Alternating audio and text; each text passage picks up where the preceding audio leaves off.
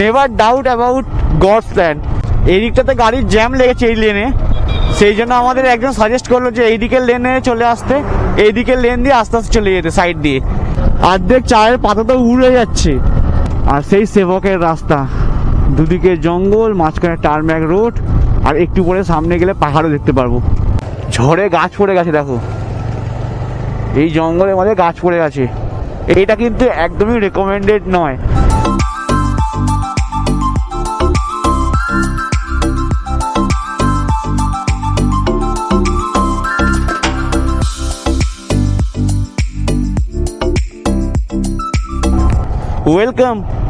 Welcome back to our channel long route. আজকে এই ভিডিওটা শুরু করলাম একদম মোটর ব্লগিং সেট আপে। অনেক দিন পর তোমরা সামনে নিয়ে এলাম আরও একটা নতুন ট্রাভেল সিরিজ, নতুন ট্রাভেল ব্লগ, একটা নতুন জায়গা। প্রায় 7-8 দিন ধরে আমরা এক্সপ্লোর করব, আর সেটাই তোমাদের সামনে তুলে ধরবো। ঘড়িতে বাজে এখন রাত 12:08। আমি বাড়ি থেকে জাস্ট 3 মিনিট আগে বেরিয়েছি। আর আমার জার্নি আজকে কোথায় জানি না, মানে এবারের জার্নি আমাদের অরুণাচল প্রদেশের উদ্দেশ্যে ঠিকই, বাট আজকে আমি কোথায় যেতে চলেছি আমি এখনো নিজেই ঠিক করতে পারিনি যে কত দূর যাব। একটা কথায় আছে যে never doubt about God's plan. এই কথাটা বললাম তার কারণ হলো আমাদের এই অরুণাচলের জার্নির প্ল্যান কিছু অন্যরকম ছিল, কিন্তু হলো কিছু অন্যরকম। কারণটা তোমাদের বলি। আসলে আমরা ঠিক করেছিলাম, মানে আমরা 4 জন, আমি, আমার আর একটা পার্টনার আছে, আর আমাদের 2টো পিলিয়ন, টোটাল 4 জন সরাইঘাট এক্সপ্রেস আমরা বুক করেছিলাম 16 তারিখের জন্য, এবং কনফার্ম টিকিটে ছিল। আমাদের প্ল্যান এটাই ছিল যে ট্রেনে করে আমরা বাইক তুলে নেব, নিয়ে গুয়াহাটিতে নামবো, গুয়াহাটি থেকে এই জার্নিটা স্টার্ট করব। কিন্তু গতকাল মানে 15 তারিখ সকালবেলা আমি বাইক নিয়ে গেলাম হাওড়া স্টেশনে। ওখানে গিয়ে জানতে পারলাম যে না, তো আমাদের গাড়ি বুকিং করা যাবে না। অ্যাকচুয়ালি বুকিং করা যাবে না বললে ভুল হবে, এখন রেলওয়ের নতুন নিয়ম হয়েছে যে থার্ড পার্টিকে দিয়ে এই বুকিংয়ের কাজ করানো হচ্ছে, মানে সব লিজ হয়ে গেছে। আর যদি লিজে আমি গাড়ি দিই, মোটামুটি এক একটা গাড়ি খরচা করছে 7 থেকে 7,500 টাকার মতো। সেই জন্য আমরা ঠিক করলাম, আমি আর আমার পার্টনার দুজনেই ঠিক করলাম যে না, আমরা গাড়ি দেবো না রেলওয়েকে, আমরা বাই রোড চলে যাব গুয়াহাটি। আর সেই জন্য আজকে রাত্রিবেলায় আমরা বেরিয়ে পড়লাম। অ্যাকচুয়ালি আজকে না, 12টা যেহেতু বেজে গেছে, আমি 16 তারিখ রাতে, 16 তারিখ রাত বলছি এটাকে, তো 16 তারিখ রাতেই আমি বেরিয়ে পড়েছি। আর আমার পার্টনার এয়ারপোর্টের সামনে আমার সাথে মিট করবে। তো 2টো বাইক নিয়ে দুজনে যাব গুয়াহাটির উদ্দেশ্যে। সেই জন্যই বললাম যে আজকে কত দূর পৌঁছাবো কোনো ঠিক করিনি আমরা, যতদূর যেতে পারবো ততদূর যাবো। অ্যাকচুয়ালি আজকে বলতে সকাল তো কাল হয়ে যাবে, এবং কালকে কত রাত পর্যন্ত গাড়ি টানতে পারবো সেটাও জানি না। আর আমার পিলিয়ন মানে মাম্পি আর ওই দাদার পিলিয়ন যিনি আছেন, দুজনে কিন্তু সরাইঘাট এক্সপ্রেসে করেই আগামীকাল, অ্যাকচুয়ালি আগামীকাল নয়, মানে আজকে 16 তারিখে বিকাল 4:05 ট্রেন ধরবে, এবং রবিবার মানে 17 তারিখ সকালবেলা গুয়াহাটিতে নামবে। তো আমাদের কাজ হচ্ছে বাই রোড সানডে সকালবেলা ওদেরকে গুয়াহাটি স্টেশন থেকে পিক আপ করে তারপর আমাদের জার্নিটা কন্টিনিউ করা। তো যা প্ল্যান বাকি সব ছিল সব ঠিকই আছে, শুধু আমরা দুজনে বাই রোড বেরিয়ে যাচ্ছে গুয়াহাটির উদ্দেশ্যে, আর মাম্পিরা কালকে আসছে ট্রেন ধরে। তো প্রথমে যখন সকালে ঘটনাটা ঘটেছিল মনটা খুব খারাপ ছিল, এটাই ভেবেছিলাম যে এবারেও অরুণাচলের সেম কেস হলো। কারণ তোমরা অনেকেই জানো যারা রেগুলার আমাদের ভিডিও দেখো যে 2024-এ যখন আমি অরুণাচলের ট্রিপ প্ল্যান করেছিলাম, তখন কিন্তু আমি গাড়ি তুলতে পারিনি ট্রেনে, তখন টিকিট আরএসি ছিল। তো বাড়ি থেকে বেরিয়েছিলাম আমি আর মাম্পি দুজনে, কাহো ভিলেজ গিয়েছিলাম। আর এবারেও সেম জিনিসটা হলো। সকালবেলা একটু মন খারাপ হয়েছিল ঠিকই, ভেবেছিলাম যে এবারেও তাই হলো। বাট একটা জিনিস ভাবলাম যে নিশ্চয়ই উপরওয়ালার কিছু প্ল্যান আছে। হয়তো উনি ভেবেছেন যে না, গাড়ি তুলে নিয়ে গেলে গাড়ির কিছু ক্ষতি হতে পারে, হয়তো আমাদের ট্রিপটাই নষ্ট হয়ে যাবে।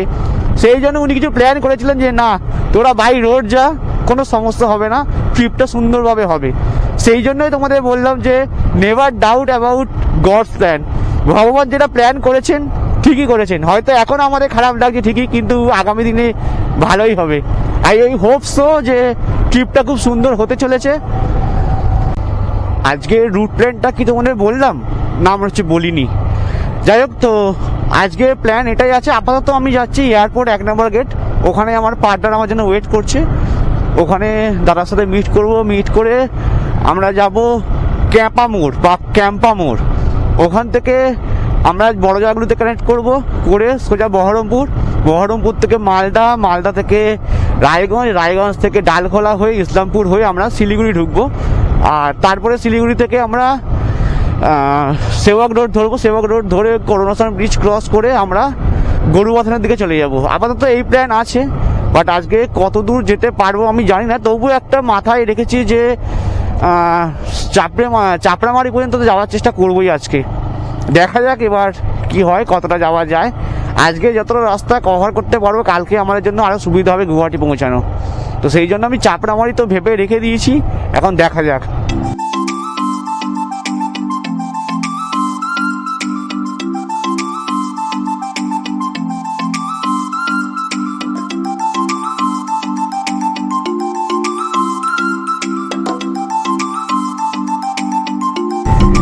সো ফাইনালি উঠে বললাম আমরা কল্যাণী এক্সপ্রেসওয়েতে। আর আমার পার্টনারও এসে গেছে, আমার সাথে জয়েন করে গেছে, পিছনেই আসছে। আমাদের ফার্স্ট কাজ হচ্ছে এখান থেকে যাব ক্যাম্পা মোড় বা কাঁপা মোড় থেকে আমরা রাইট সাইড নেব, নিয়ে বড়জাগুলিতে গিয়ে NH-12-কে কানেক্ট করবো। অ্যাকচুয়ালি সোজা গেলে মানে বিরাটি মধ্যমগ্রাম হয়ে বারাসাত হয়ে কিন্তু বড়জাগুলি যাওয়া যেত, কিন্তু ওই রাস্তাটার অবস্থা খুব একটা ভালো না। সেই জন্য আমরা কল্যাণী এক্সপ্রেসওয়ে ধরলাম, যাতে আমরা খুব স্মুথলি রাইডটা কন্টিনিউ করতে পারি। তো আপাতত এখন ফার্স্ট টার্গেট আমাদের ক্যাম্পা মোড় বা কাঁপা মোড়, ওখান থেকে রাইট টার্ন নিয়ে কাঁচরাপাড়া রোড ধরে বড় জায়গাগুলোতে আবার কানেক্ট করে যাবো NH-12-কে। তো চলো এখন টান রাইড চলবে। ঘড়িতে সময় হয়ে গেল এখন 2:27, বেশ অনেকটাই সময় চলে গেল আমাদের এদিক ওদিক করতে করতে, বাট কোনো ব্যাপার না, আমরা কভার করে নেব আশা করি। চলে এসছি আমরা বড় জায়গাগুলিতে, আর এই উপরেই NH-12, আমরা NH-12-কে সামনে থেকে কানেক্ট করে যাব। আর তারপর সোজা একদম রানাঘাট কৃষ্ণনগর হয়ে বহরমপুর, তারপর মালদা রায়গঞ্জ হয়ে ডালখোলা থেকে রাইট টার্ন নেব আমরা ইসলামপুরের জন্য, শিলিগুড়ির জন্য। চলো ফাইনালি আমরা কিন্তু NH-12-কে কানেক্ট করতে চলেছি। এর আগে যতবার আমি কলকাতা থেকে শিলিগুড়ি জার্নি করেছি, প্রত্যেকবারে কিন্তু মাম্পি আমার সাথে ছিল। এবারটাই কিন্তু আমি প্রথমবার সোলো রাইডে বেরিয়েছি কলকাতা থেকে শিলিগুড়ি, তারপর শিলিগুড়ি থেকে গুয়াহাটির জন্য। তো মাম্পিকে খুব মিস করছি, এটা সত্যি কথা, বাট কিছু করার ছিল না, সেই জন্যই বেরোতে হলো আমাদের এইভাবে। NH-12-এ কানেক্ট করে গেলাম, এবার রাইড হবে ধামাকাদার। চলে এসেছি আমরা বেথুয়া ডহরিতে। সামনে কিন্তু বেথুয়া ডহরি ফরেস্ট পাবো, এদিকটা কি জঙ্গল, এইদিকটা জঙ্গল তোমরা দেখতেই পাচ্ছ। লাস্ট টাইম যখন ডিসেম্বরে বেথুয়া ডহরি ফরেস্ট ক্রস করেছিলাম তখন বুঝতেই পারিনি, এত ঘন কুয়াশা ছিল, জাস্ট কুয়াশার মধ্যে বেরিয়ে গেছিলাম। বাট এবারে কিন্তু বুঝতে পারছি যে এটাই বেথুয়া ডহরি। ঘড়ির কাঁটায় এখন 4:45, আর আমরা এখন বহরমপুর থেকে জাস্ট 58 কিলোমিটার পিছনে আছি। আর সামনেই টোল প্লাজা, আজকের দিনের second toll plaza, Krishnanagar Baharampur toll plaza. Just toll plaza cross করবো এবার, আর এই টোল প্লাজা ক্রস করে কিন্তু আমরা নদিয়া ডিস্ট্রিক্ট থেকে মুর্শিদাবাদ ডিস্ট্রিক্টে এন্টার করে যাব। বাইকের জন্য লেফট হ্যান্ড সাইডের রাস্তা ক্লিয়ার আছে, জাস্ট আমরা বেরিয়ে যাব। আমরা চলে এলাম পলাশি, সামনেই পলাশি স্মৃতিসৌধ দেখতে পাবো একটু পরেই। আর এক্স্যাক্টলি এই পলাশি থেকে বহরমপুরের ডিস্টেন্স ওই 42 কিলোমিটার্স আশেপাশে হবে, যেটা যেতে আমাদের 1 ঘন্টাও টাইম লাগবে না। ওই মোটামুটি 40-45 মিনিটের মধ্যে ঢুকে যাবো। ঘড়িতে সময় এখন 5:10। তো রানিং তো খুব ভালো গাড়ি চলছে, সমস্যা হচ্ছে না। এই দেখো সামনেই সাদা মতো যেটা দেখা যাচ্ছে পলাশির গেট, এটাই ভিতর দিকে ঢুকে গেলে পলাশির স্মৃতিসৌধ। আমরা স্ট্রেট বেরিয়ে যাচ্ছি। বহরমপুর বাইপাসের অবস্থা কিন্তু একদম খারাপ। তোমরা যারা বহরমপুর বাইপাস হয়ে যাবে তাদেরকে বলবো একটু দেখে শুনে রাইড করো, কারণ রাস্তা কিন্তু মাঝে মাঝে অনেক বড় বড় গাড্ডা আছে। শুধু তাই নয়, পিচগুলো এক জায়গায় জমে থাকলে যেরকম উঁচু হয়ে থাকে ওই রকম অবস্থা হয়ে আছে। তো রাত্রিবেলা এই বহরমপুর বাইপাস ক্রস করাটা একটু রিস্কি হয়ে যায়, তবে দিনের দিকে একটু সাবধানে বাইক চালালে কোনো সমস্যা হওয়ার কথা নয়।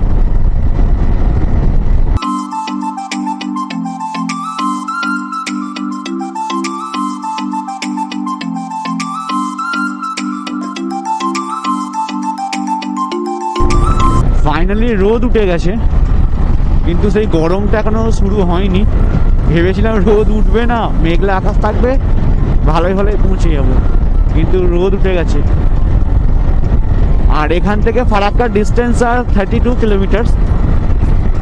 তো 32 কিলোমিটার ভাবছি চলে যাবো, তারপর কোথাও একটা গিয়ে চা খাবো। তার আগে আমাকে পেট্রোল পাম্পে ঢুকতে হবে, একবার ফুয়েল আপ করতে হবে, কারণ আমার ফুয়েল রেঞ্জ 50 নিচে চলে এসছে। তো আমাকে সামনে যে পেট্রোল পাম্প দেখবো সেটাতেই ঢুকে যেতে হবে, কিছু করার নেই। 800 টাকার তেল ভরা হয়ে গেল, এখন ফুল ট্যাঙ্ক হয়ে গেলে 800 টাকাতেই। আর এখন যাবো ফারাক্কা, এখান থেকে 21 কিলোমিটার, বেশিক্ষণ টাইম লাগবে না যেতে আশা করি। তো ফারাক্কাতে গিয়ে আমরা চা ফা কিছু খাবো।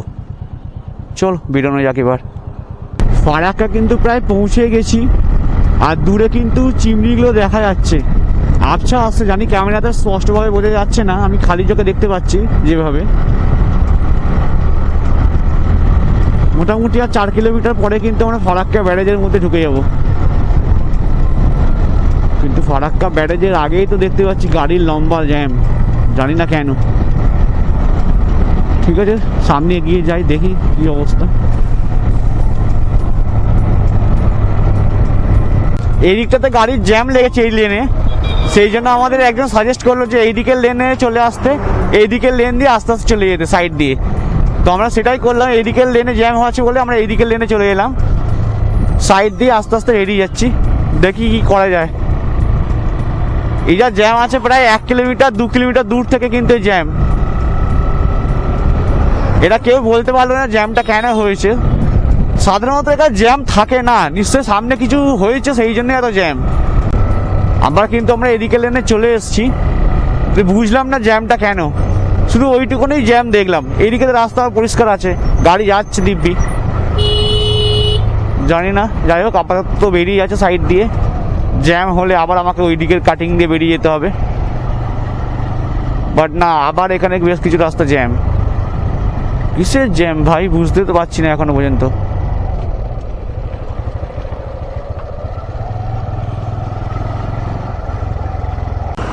প্রায় 3 কিলোমিটার জ্যাম কাটিয়ে শেষমেশ আমরা ফারাক্কা ব্যারেজে উঠে পড়েছি।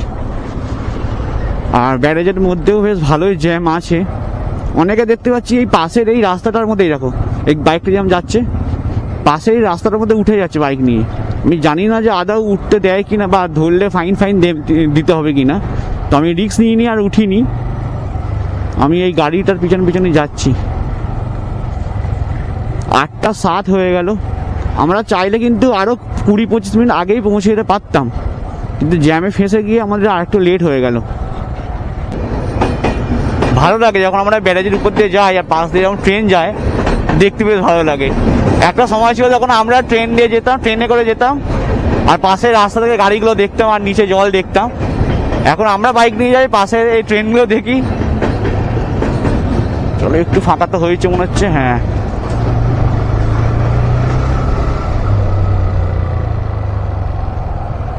তবে ভালো জল আছে কিন্তু ব্যারেজে।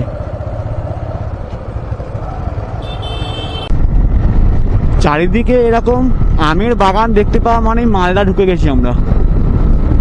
সামনে 16 কিলোমিটার সামনে কিন্তু মালদা বাইপাস পড়বো। আর দেখো আম গাছ ভর্তি চারিদিকে, আমের বাগান, যতদূর দু চোখ যাচ্ছে আমের বাগান, কিন্তু আম সেরকম একটা নেই। আম গাছ আছে, আম নেই। জানি না এবারে আমের ফলন কম হয়েছে কিনা। ঘড়িতে বাজে এখন 9:26, আর আমরা মালদা বাইপাসে একটা রেস্টুরেন্টে এসে উঠলাম ব্রেকফাস্ট করার জন্য। আর পিছনে তোমরা দেখেছো যে ফারাক্কা ব্যারেজে 3 কিলোমিটার আগে থেকে কীরকম জ্যাম ছিল, আর ওই জ্যামেই আমাদের অবস্থা খারাপ হয়ে গেছে। আর তার উপরে প্রচণ্ড রোদ উঠেছে। 9:30 বাজে এখন, কিন্তু বিশ্বাস করো রোদের যা তেজ মনে হচ্ছে দুপুর 1টা বাজে। তো রোদ ওঠার পরে একটু আমাদের হালুয়া টাইট হয়ে গেছে। আর তার উপরে ফারাক্কা ব্যারেজের সামনে যে ওই জ্যাম খেয়েছিলাম, প্রায় 35 মিনিট নষ্ট হয়েছে জ্যামে, রোদে গরমে অবস্থা একদম খারাপ। তো যাই হোক, তারপরে ভালো রাইড হয়েছে আমাদের। আর রাইড করে এখন মালদা বাইপাসে তো চলে এসেছি। এখান থেকে ডালখোলা 123 কিলোমিটারের মতো। আপাতত এখানে এখন ব্রেকফাস্ট করব, 45 মিনিট 1 ঘন্টা রেস্ট করব, গাড়িটাকেও রেস্ট দেবো, তারপরে আস্তে আস্তে ডালখোলা থেকে এগিয়ে যাব। প্ল্যান কিছু নেই সেরকম যে কত দূর যাবো, ঠিক করছিলাম দুজনে মিলে এটাই যে মোটামুটি 8টা সাড়ে 8টা সন্ধ্যে পরে আর রাইড করবো না। তো 8টা সাড়ে 8টার দিকে আমরা যতদূর যেতে পারবো সেখানেই আমরা স্টে করে যাব। বাট আমাদের নিজেদের একটা আছে, মানে দিক ঠিক করেছি, সেটা হচ্ছে চেষ্টা করব আমরা কম করে হাসি মারার আগে পর্যন্ত যেতে চেষ্টা করব। জানি না যেতে পারবো কি না, যদি যেতে পারি তো খুব ভালো হয়, তাহলে কালকের জার্নিটা আমাদের আরও কম হবে। বাট চেষ্টা করবো আমরা হাসি মারা পর্যন্ত চলে যাওয়ার। দেখা যাক আগে রাস্তা কেমন হয় আর ওয়েদার কী বলে, সব কিছু ডিপেন্ড করছে আজকে আমাদের জার্নিতে। আর আজকে হাম্পিরা তো ট্রেনে উঠছে, বিকাল 4:05 ট্রেন আছে সরাইঘাট এক্সপ্রেস। তো ওরা মোটামুটি কালকে 9:30 নাগাদ করে গুয়াহাটি নামবে। তো ওদের হয়তো 1-1.5 ঘন্টা ওয়েট করতে হবে আমাদের জন্য, বাট কিছু করার নেই, আমাদেরও শরীরটা দেখতে হবে, রেস্টের দরকার আছে। তো যাক আপাতত ব্রেকফাস্ট করে তারপর আস্তে আস্তে বাকি জার্নি কন্টিনিউ করব। ব্রেকফাস্ট চলে এসছে আমাদের। ব্রেকফাস্টে আছে রুটি, ডিম ভুজিয়া আর মিক্স ভেজ, সাথে অনিয়ন স্যালাড। আপাতত খাওয়া দাওয়া করবো, করে তারপর সামনের দিকে এগিয়ে যাবো। তো ফাইনালি বেরিয়ে পড়লাম আবার আমরা ব্রেকফাস্ট করে। ঘড়িতে এখন বাজে 10:30, মানে প্রায় আমরা 1 ঘন্টা এখানে সময় কাটালাম। দরকারও ছিল একটু, নিজেরাও একটু ফ্রেশ হলাম, গাড়িটাকেও রেস্ট দিলাম। আর এখান থেকে ডালখোলার ডিস্টেন্স 122 কিলোমিটার। তো আমরা এটাই প্ল্যান করলাম, চেষ্টা করবো 122 কিলোমিটার ননস্টপ রাইড করা, ডালখোলা পৌঁছানো। যদি 12:30টার দিকে আমরা ডালখোলা ঢুকে যেতে পারি, তাহলে আশা করা যাচ্ছে 3টে সাড়ে 3টে নাগাদ করে আমরা শিলিগুড়ি পৌঁছে যেতে পারবো। আমাদের এরকমই প্ল্যান আছে যে সন্ধে যত তাড়াতাড়ি সম্ভব আমরা ওই চাপড়ামারি ওয়াইল্ড লাইফ স্যাঞ্চুরির মধ্যে ঢুকে যেতে পারলে খুব সুবিধা হয় আর কি। যাই হোক, দেখা যাক কী হয়, চেষ্টা তো করবো। এখন টান আমাদের রাইড করতে হবে। উঠে পড়লাম আমরা রায়গঞ্জ বাইপাসে। এই বাইপাসের রাস্তাটা মানে 1.5-2 বছর হয়েছে ওপেন হয়েছে, এখনও পর্যন্ত ঠিক আছে। মানে এই রুটে সব থেকে সুন্দর বাইপাস রোড যদি বলো তাহলে বলবো এইটাই এখনো পর্যন্ত আছে, যেহেতু নিউলি কনস্ট্রাক্টেড, সেই জন্য জানি না কতদিন থাকবে।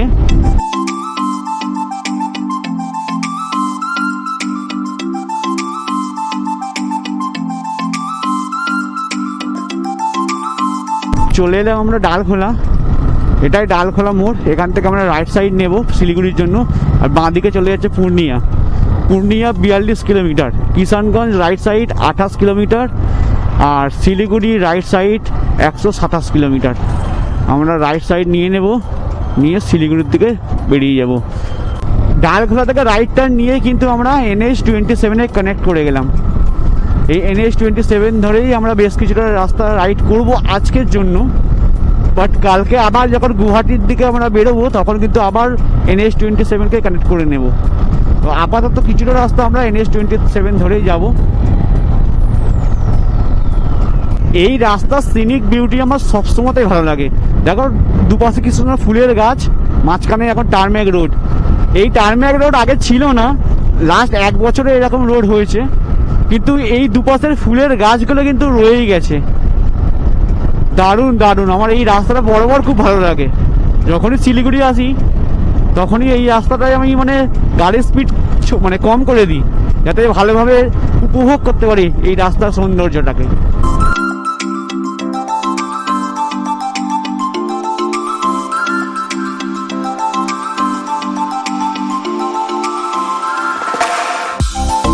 উঠে গেছি আমরা ইসলামপুর বাইপাসে, আর বাঁ দিকে চলে যাচ্ছিলো ইসলামপুর মেন সিটি বা টাউন বলতে পারো, আর এই রাস্তা সোজা চলে যাচ্ছে শিলিগুড়ির দিকে।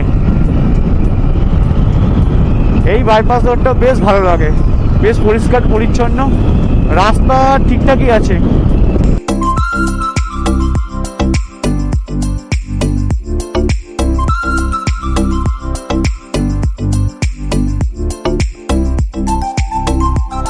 ইসলামপুর বাইপাসে উঠে যেতে যেতে একবার দাঁড়াতেই হলো, আর তার কারণ হলো একবার পিছন দিকটা দেখো, দিগন্ত বিস্তৃত ক্ষেত আর পুরো সবুজে ভরা, এত সুন্দর লাগছে। এখন কিন্তু মেঘ করে গেছে, রোদ নেই, সেই জন্য কিন্তু আরও সুন্দর দেখতে লাগছে। আর তার উপর এরকম একটা বাইপাসের টারম্যাক রোড, আর এই দিকটা এরকম সবুজের ক্ষেত, সব মিলিয়ে মিশে কিন্তু দারুণ দেখতে লাগছে। সেই জন্য একবার দাঁড়ালাম আর তোমাদেরকেও দেখালাম। শিলিগুড়ি ঢোকার জাস্ট 50 কিলোমিটার আগে থেকেই বাঁ দিকে এরকম চা বাগান দেখতে পাওয়া যায়। আর এইগুলো দেখা মানে বোঝা যায় যে শিলিগুড়ি আসতে চলেছে। শুধু এইদিকে না, এইদিকেও আছে, দুদিকেই দেখো, যতদূর দেখবে চায়ের বাগান। আমরা কিন্তু প্রত্যেকবারে শিলিগুড়ি ঢোকার আগে চায়ের বাগানে ঢুকে ফটো তুলি, আমি আর মাম্পি থাকলে। যেহেতু আজকে মাম্পি নেই, তাই আজকাল ইচ্ছাও করছে না যে চায়ের বাগানে ঢুকে ফটো তুলি। ঠিক আছে, নেক্সট টাইম আবার হবে, আজকে আর নয়। সবে চা গাছ বসিয়েছে, বেশি বড় হয়নি। আগে সামনে গেলে দেখতে পাবো হয়তো অনেক বড় বড় চা বাগান। এই দেখো, যতদূর দেখবে চায়ের বাগান। এখানে কিছু আবার আনারসের গাছও আছে, আনারস চাষ হচ্ছে।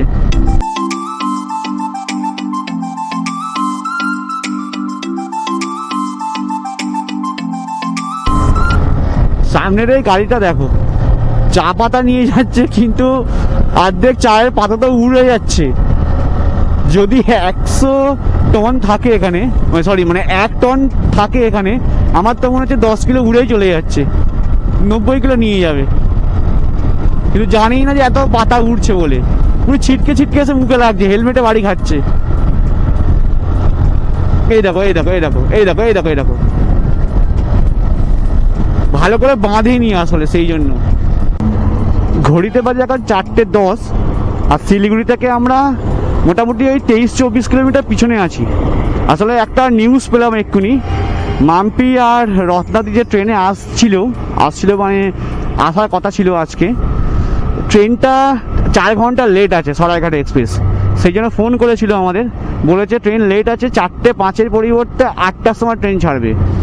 তো সেটার জন্য আমাদের সাথে মানে ফোন করেছিল, আমরা আলোচনা করছিলাম যে কী করা যায়, কারণ কালকে আমাদের যে ডেস্টিনেশন আছে সেখানে পৌঁছতে লেট হবে।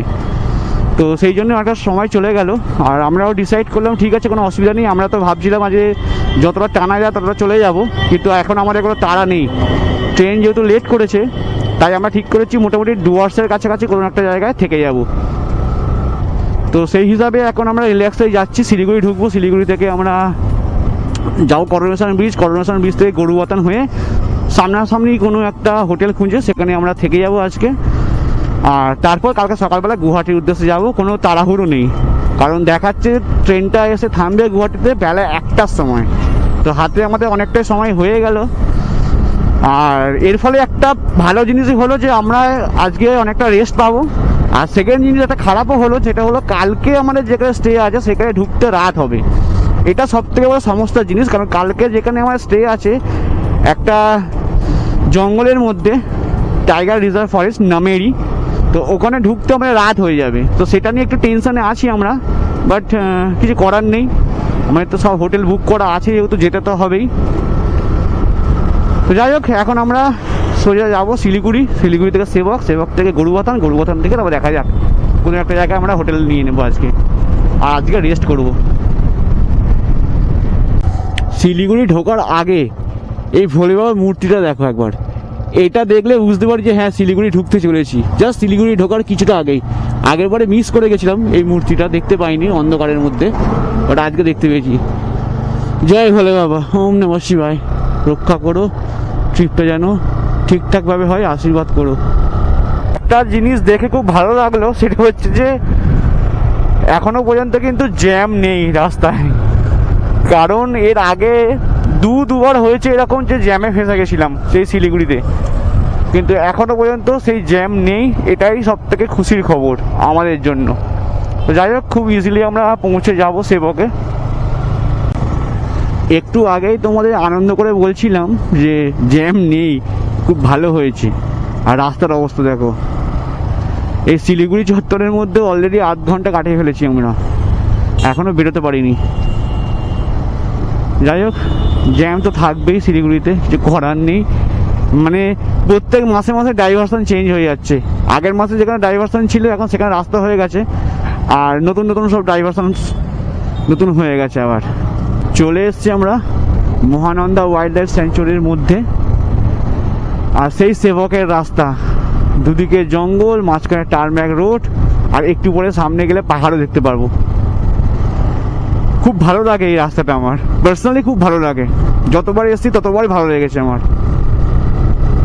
তবে কখনো আমি এই টাইমে ঢুকিনি, মানে এই সন্ধ্যের আগে ঢুকিনি। এই প্রথমবার হলো যে সন্ধ্যের আগে ঢুকেছি, প্রত্যেকবারে সকালে ঢুকেছি, বাট সন্ধ্যে সেভাবে নামিনি এখনো। যদিও আমার খুব দেখার ইচ্ছে ছিল যে সন্ধ্যের পর কেমন লাগে এই রাস্তাটা, বাট সেটা হলো না আজকে। বাট ঠিক আছে, কোনো ব্যাপার না, আমরা ডুয়ার্সের সাইডে তো যাবোই। সন্ধ্যের পর ডুয়ার্সের জঙ্গল কেমন লাগে সেটা অবশ্যই দেখবো আজকে।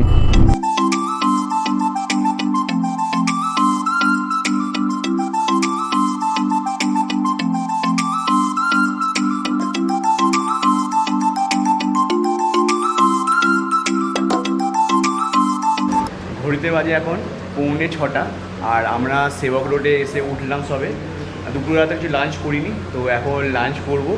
যে হোটেলটাতে আমরা প্রত্যেকবারে সেবক রোডে এসে হোটেলে লাঞ্চ করি, সেই হোটেলটাতে এসেছি, হোটেল উদ্ভিদাতে। তো ম্যাগি বলেছি, ম্যাগি খাবো এখন, কারণ এই সময় ভাত খেতে ইচ্ছে করছে না, একেবারে রাতে যা খাবার খাবো। আর এখান থেকে মোটামুটি ঠিক করলাম যে 2-2.5 ঘন্টায় রাইড করবো। 2-2.5 ঘন্টার মধ্যে যতটা যেতে পারি ততটাই যাবো, তারপর সেখানে কোনো একটা হোটেল আমরা বুক করে থেকে যাবো আজকে রাতটা। এটাই আপাতত প্ল্যান হয়েছে। যাই তো খাওয়া দাওয়া করে এখান থেকে সন্ধ্যেই হবে বেরোতে, বুঝতেই পারছো। আর যখন এই হোটেলে এসেছি, হোটেল থেকে একবার বাইরের ভিউটা তোমাদের দেখো কেমন লাগছে।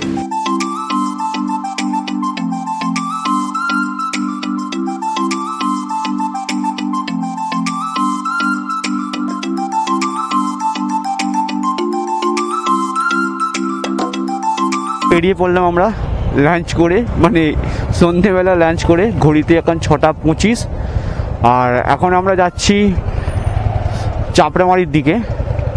আর হোটেল থেকে খেয়ে বেরিয়ে এরকম জ্যাম ফেস করতে হচ্ছে এখন সন্ধেবেলা। এখন আমরা যাব চাপড়ামারির ওয়াইল্ড লাইফ স্যাঞ্চুরির মধ্যে। বুঝতেই পারছো কতটা অ্যাডভেঞ্চার হতে চলেছে আজকের জার্নিটা। যেহেতু আমাদের কোনো প্ল্যান ছিল না যে কোথায় থাকবো, সেই জন্য কিছু ঠিক করেছিনি সকাল থেকে। বাট এখন যখন সব কিছু ঠিকঠাক হয়ে গেছে, তো ভাবলাম আমরা চাপড়ামারিতে স্টে করে যাব। আর আমি চাইছিলামও যে সন্ধ্যের পরে একটু চাপড়ামারির জঙ্গলটা রাইড করে দেখবো কেমন লাগে, কেমন অ্যাডভেঞ্চার হয়। আর নেক্সট লেভেলের অ্যাডভেঞ্চার হতে চলেছে কিন্তু একটু পরেই। এখন আমরা করুণাসন ব্রিজের দিকে যাচ্ছি। করুণাসন ব্রিজ থেকে রাইট সাইড নিয়ে আমরা চলে যাব গরুবাতা হয়ে চাপড়ামারির দিকে। আপাতত এই রেলওয়ে ক্রসিং পর্যন্ত জ্যাম থাকবেই এরকম। চলো আস্তে আস্তে এগোতে হবে, আমাদের কিছু করার নেই। যেতে যেতে তো হয়তো 8:30 মতো বাজবে যা মনে হচ্ছে আমাদের। আর এই লোকেশন থেকে 47 কিলোমিটার দেখাচ্ছে Chapramari wild life sanctuary. 47 kilometre, কিন্তু 1 ঘন্টা 48 মিনিট দেখাচ্ছে। তাহলে বুঝতেই পারছো রাস্তা জ্যাম আছে, সেই জন্য উঠে পড়লাম করুণাসন ব্রিজে। এখন বৃষ্টি এসে গেছে, আস্তে আস্তে টিপটিপ করে বৃষ্টিও পড়ছে।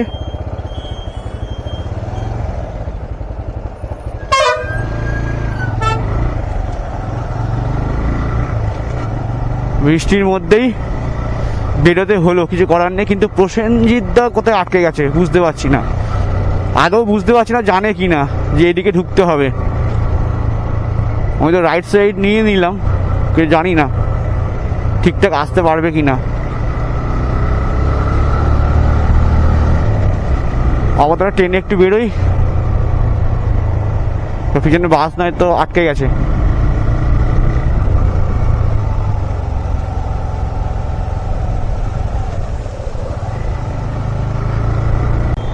অন্ধকারের পাহাড়ি রাস্তা, প্রসেনজিৎ যাতে আমাকে বুঝতে পারে আমার গাড়িটা, সেই জন্য আমি হ্যাজারটা জ্বালিয়ে দিলাম। কেন প্রসেনজিৎ এর আগে কোনো হিল ক্লাইম্ব করেনি এভাবে, তার উপর আবার সন্ধে হয়ে গেছে, সন্ধ্যের পরে হিল ক্লাইম্ব করতে হচ্ছে, একটু রিস্কের ব্যাপার আছেই। সেই জন্য আমি একটু স্লোই যাচ্ছি, আর তার সাথে যাতে আমি হ্যাজারটা জ্বালিয়ে দিলাম ওই জন্যে, যাতে বুঝতে পারে।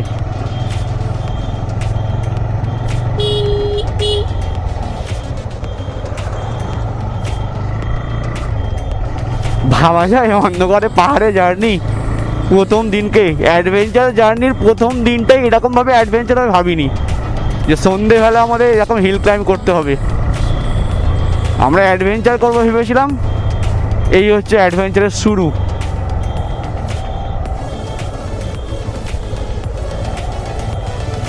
আমার তো অভ্যাস আছেই এরকম অন্ধকারে হিল ক্লাইম্ব করার, কিন্তু আমার একটু চিন্তা হচ্ছে প্রসেনজিৎদাকে নিয়ে। প্রসেনজিৎদাকে বললাম আগে যেতে, প্রসেনজিৎদা আগে যাক, আমি প্রসেনজিৎদাকে ফলো করবো।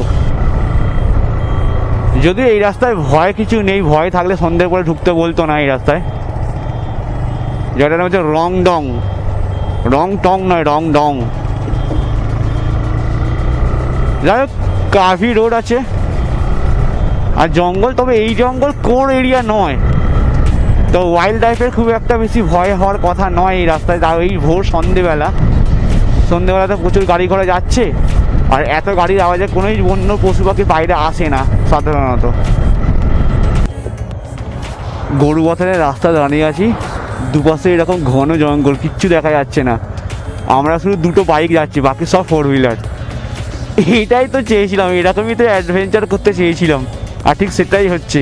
একটু আগে প্রসেনজিৎ দা আমাকে বলছে এই রাস্তা একটু স্পিডে তোলো, 70-80 চলো, কারণ ওয়াইল্ড লাইফ এরিয়া তো, কোথায় কে চলে আসে ফট করে। আমি বললাম সেটা যদি হয় তাহলে আরও আসতে যাওয়া উচিত আমাদের, অ্যাটলিস্ট কি সামনে চলে আসলে আমরা গাড়িতে দাঁড় করাতে পারি। তো যাই হোক, স্লোই মুভ করবো আমরা এখন এই রাস্তাটায়। তবে এইটুকু জঙ্গলের পরে কিন্তু সামনে চা বাগান পাবো আমরা। তাই প্রসেনজিৎদাকে বললাম যে তুমি আগিয়ে যাও, প্রসেনজিৎদা ফগ ল্যাম্পটা ঠিক করছে।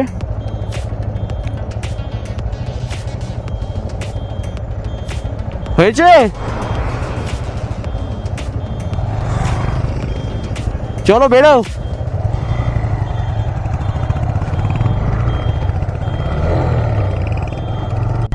অনেকক্ষণ পর একটা মাইল ফলক দেখতে এলাম, দেখি কোনটা কত কিলোমিটার শো করছে। এখানে দেখাচ্ছে গুয়াহাটি 399 কিলোমিটার, আলিপুরদুয়ার 142, তেলিপাড়া 71, বিন্নাগুড়ি 67, মালবাজার 23 আর ডামডিম 16 কিলোমিটার।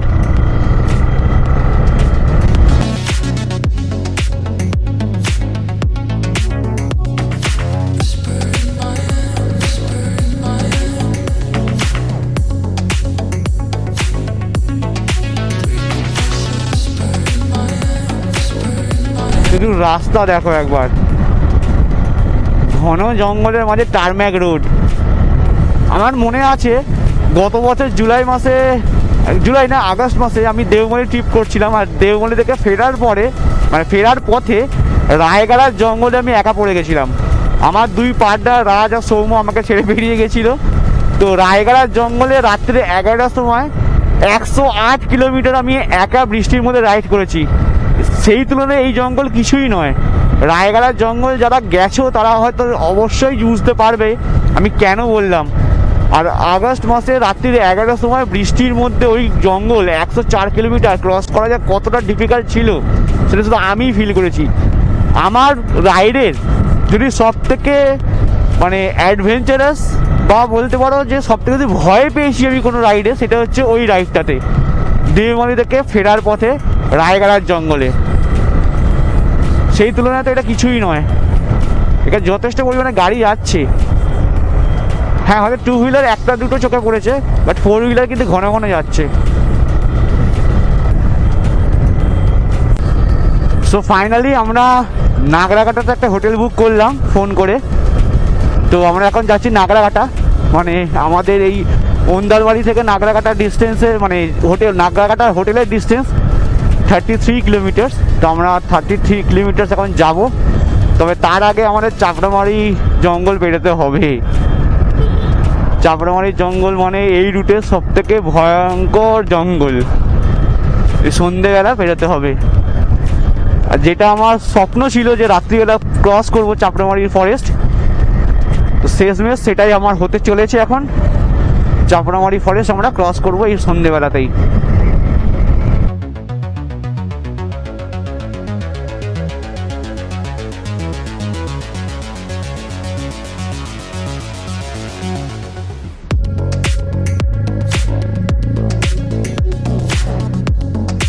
ঢুকে পড়লাম চাপড়ামারি ওয়াইল্ড লাইফ স্যাংচুয়ারির মধ্যে। দুদিকে ঘন জঙ্গল আর মাঝখানে এই রাস্তা। তবে গাড়ি আসা যাওয়া করছে, এরকম নয় যে গাড়ি আসছে না। একটা বাইককেও দেখলাম ওই দিক থেকে এদিকে যাচ্ছে, আর আমরা শুধু এইদিকে আমরা দুজনেই আছি, বাইক নিয়ে যাচ্ছি সামনের দিকে। আরও প্রসেনজিৎ দাকে দেখো একবার, খুব মজা পেয়েছে। মজা পাওয়ারই কথা, অ্যাডভেঞ্চার করতে এসছি এখন, আর সেরকম ফুল দমে অ্যাডভেঞ্চার যদি হয় তাহলে তো মজা লাগবেই।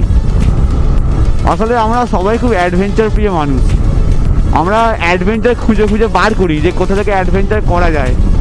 যেমন এই ধরনের অ্যাডভেঞ্চার করব আগে থেকে ভেবেছিলাম একদিন, আর ঠিক যখনই কালকে দেখলাম যে ট্রেনে মানে বাইক বুক হলো না, তখনই কিন্তু প্ল্যান করে নিয়েছিলাম যে এই অ্যাডভেঞ্চারটা এবার করব।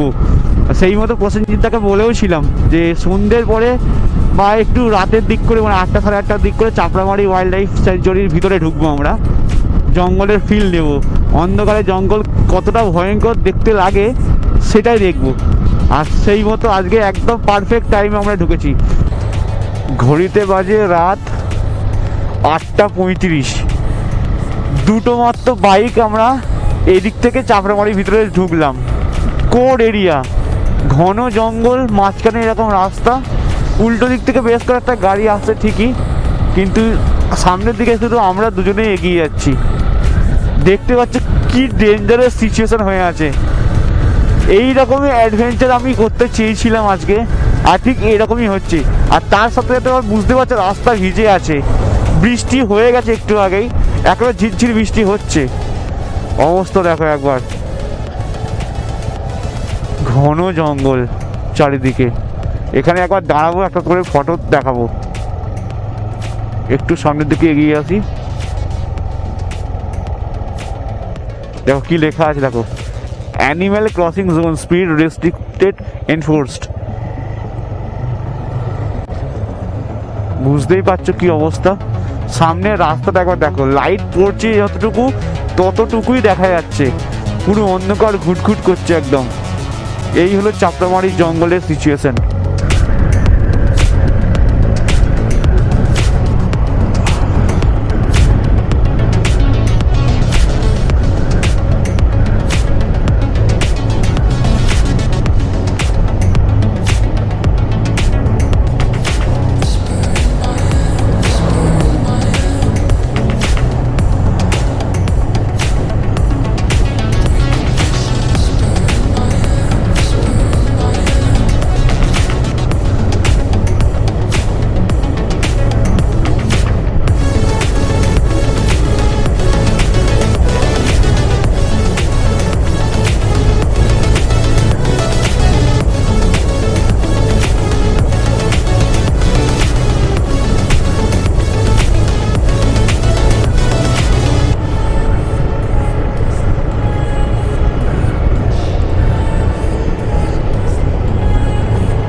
আমি তোমাদের সবাইকে রিকোয়েস্ট করব, যারা আমার এই ভিডিওটা দেখছো তাদেরকে বলবো যে এটা কিন্তু একদমই রেকমেন্ডেড নয়। তোমরা আমার ভিডিও দেখে হয়তো অনেকে ভাববে বা খুব সুন্দর একটা অ্যাডভেঞ্চার করা যাচ্ছে, ওয়াইল্ড লাইফ অ্যাডভেঞ্চার কত সুন্দর লাগছে, এটা কিন্তু একদমই নয়। এটার জন্য কিন্তু অনেক লাইফ রিস্ক হতে পারে। আমি তোমাদের প্রত্যেককে বলবো তোমরা কিন্তু ট্রাই করো না কখনোই। আমরা অনেক রিস্ক নিয়ে এটা ট্রাই করেছি, আর তোমাদেরকে বলবো যে এটা করা খুবই একটা ভালো জিনিস সেটা নয়। কিন্তু আমি জানি আমি এটা করছি, এটা ভালো জিনিস নয়, আমি স্বীকার করছি, কিন্তু এটা আমার একটা স্বপ্ন ছিল যে একবার ট্রাই করে দেখবো। সত্যি কথা বলছি, 100% রিস্ক আছে। তোমরা যারা যারা রেগুলার নিউজ দেখো তারা তো জানোই যে এই চাপড়ামারি ওয়াইল্ড লাইফের ভিতরে কী কী ঘটনা ঘটে গেছে লাস্ট কয়েক বছর ধরে। এরকম সন্ধেবেলা বাঘে তুলে নিয়ে গেছে, পরপর সব লরিগুলো দাঁড়িয়ে গেছে, সামনে হাতি আছে।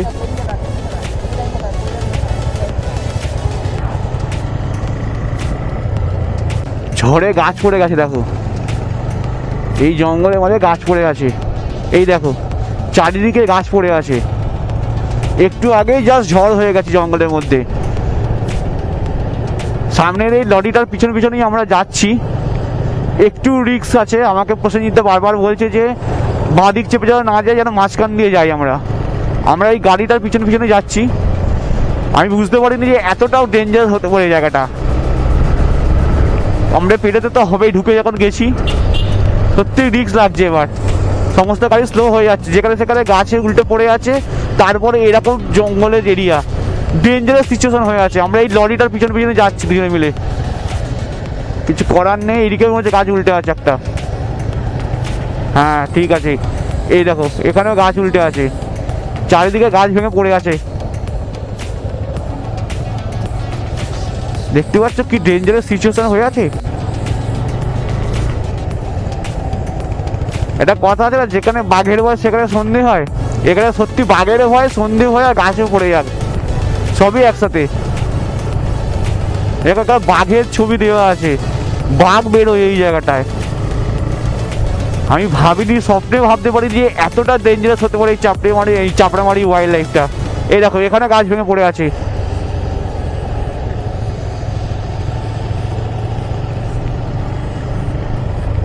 খুব ডেঞ্জারাস সিচুয়েশন হয়ে আছে। আমি ভিডিওটা একটু কাটছি না, আমি সবটাই তোমাদের দেখাবো যে কী অবস্থা হতে পারে একটা ওয়াইল্ড লাইফ অ্যাডভেঞ্চার করতে গেলে। আমি একটু আগেই তোমাদের বলছিলাম যে এটা একদমই রেকমেন্ডেড নয়, এই জন্যই বলছিলাম এটা একটু রেকমেন্ডেড নয়, কারণ যে কোনো সময় যে কোনো ধরনের দুর্ঘটনা ঘটতে পারে। দেখো বৃষ্টি চলে এসছে আবার, একটু আগে যা ঝড় হয়ে গেছে, বৃষ্টি হয়ে গেছে, আবারও বৃষ্টি চলে এসছে। আমাদের বেরোতে হবে যত তাড়াতাড়ি সম্ভব এখান থেকে, গাড়ির স্পিড বাড়াতে হবে। এখানে গাছ পড়ে আছে, বৃষ্টি বাড়ছে। ভুল করেছি আমি, সিরিয়াসলি ভুল করে ফেলেছি, কিছু করার নেই, বেরোতে হবে তাড়াতাড়ি আমাদের।